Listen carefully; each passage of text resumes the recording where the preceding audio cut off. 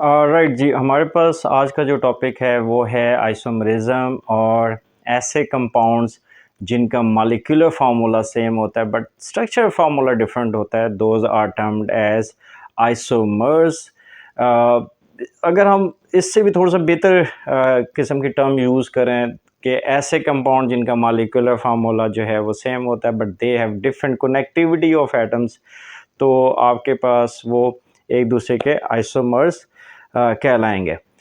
Right, with reference to the structural isomerism, हमारे पास पहले जो 3 हाइड्रोकार्बन्स हैं, one is methane, second is ethane and third is propane.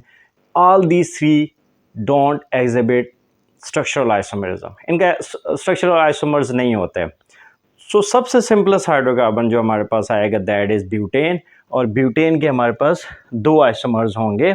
एक होगा नॉर्मल ब्यूटेन और दूसरा होगा आइसोब्यूटेन। मॉलिक्यूलर फार्मूला सेम है, स्ट्रक्चर डिफरेंट हो गया, ठीक है। इसी तरीके से अगर आप पेंटेन देखें, so we have 3 isomers, N pentane, isopentane and neopentane. Again molecular formula same है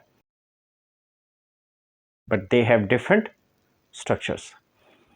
अब आपने एक चीज़ नोटिस की है, प्रोपेन तक स्ट्रक्चरल आइसोमर्स नहीं थे, ब्यूटेन में 2 हुए, पेंटेन में 3 हो गए। सो जैसे जैसे नंबर ऑफ कार्बन एटम्स बढ़ाते जाएंगे हमारे पास आइसोमर्स की तादाद भी बढ़ती जाएगी। एक अंदाजे के मुताबिक अगर आप कार्बन एटम्स की तादाद 30 तक ले जाते हैं, you may have 4 billion isomers. Right, this is the interesting fact. इसके बाद हम अब जाते हैं टाइप्स ऑफ स्ट्रक्चरल आइसोमर्स की तरफ। राइट, जो पहली कैटेगरी है स्ट्रक्चरल आइसोमरिज्म की, that is the chain isomerism. Molecular formula same होगा, चेन लेंथ डिफरेंट होंगे। For example n butane, isobutane, chain length different हो गया। फर्स्ट चेन में 4 कार्बन आ रहे हैं, दूसरी चेन में 3 कार्बन आ रहे हैं, चौथी ब्रांच में जा रही है। So the isomerism that is arises due to the different chain lengths is the chain isomerism. Second हमारे पास है जी functional group isomerism. The isomerism that arises due to the different functional group is known as functional group isomerism. हमारे पास 2 examples हैं, one is dimethyl ether and second is ethanol. Dimethyl ether में देखें we have carbon 2, hydrogen 6, oxygen 1.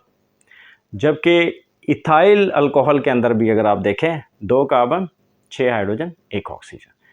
Molecular formula same, atoms की तादाद same, but एक के अंदर oxo linkage है, ईथर लिंकेज, दूसरे के अंदर आपके पास alcohol as a functional group hydroxyl मौजूद है। So they have different functional groups, so they are functional group isomers to each other.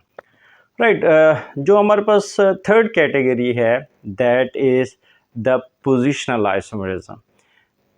Chain length भी बराबर है, फंक्शनल ग्रुप भी सेम है, बट फंक्शनल ग्रुप की जो पोजीशन है वो चेंज हो गई है। We have 1 chloropropane and 2 chloropropane. Chlorine की पोजीशन चेंज हो गई है, फंक्शनल ग्रुप है क्लोरीन, उसकी पोजीशन चेंज हो गई है। सेकेंड आपके पास है 1 butene and 2 butene, so double bond is the functional group, position change हो गया। नेक्स्ट हमारे पास है metamerism, that is very important, अक्सर पेपर में ये पूछा जाता है। So isomerism that arises due to the different chain lengths on either side of the functional group. अगर हम देखें यहाँ पे तो हमारे पास ऑक्सो लिंकेज के दोनों इतराफ में इथाइल ग्रुप है, so this is di ethyl ether. इसी के दूसरा जो मेटामर है उसमें अगर आप देखें तो ऑक्सो लिंकेज यानी ऑक्सीजन की एक तरफ मिथाइल और दूसरी तरफ एन प्रोपाइल है, सो चेन लेंथ वेरिएट कर गई है, so they are metamers too. Right, tautomerism also very important. The isomerism that arises due to the shifting of H hydrogen atom from one part of the molecule to the another part of the molecule. हमारे पास keto-enol isomerism है, that is one of the very fine example of tautomerism. अगर आप देखें कीटो form में acetone है CH3 C double bond OCH3, carbonyl carbon या carbonyl group के दोनों तरफ मिथाइल ग्रुप अटैच है। अगर हम एक तरफ का जो मिथाइल ग्रुप का हाइड्रोजन है वो यहाँ से उठा के ऑक्सीजन की तरफ ले जाएं, so what would we have the structure CH3 COH double bond CH2, that is the enol. Why this is termed as enol? Because इसके अंदर डबल बॉन्ड भी है जो कि अल्कीन का एक फंक्शनल ग्रुप है, और OH भी मौजूद है जो कि फंक्शनल ग्रुप है हाइड्रोक्सिल का। सो ये दोनों जो फॉर्म्स हैं they are present in equilibrium to each other. ये टॉटोमर्स हैं, और ये टॉटोमर्स क्यों हैं? Because there is a shift of hydrogen from one group to the another group. तो ये तो था हमारे पास स्ट्रक्चरल आइसोमरिज्म। इसके अलावा जो बाकी आइसोमरिज्म है वो इंशाल्लाह हम बाद में डिस्कस करेंगे।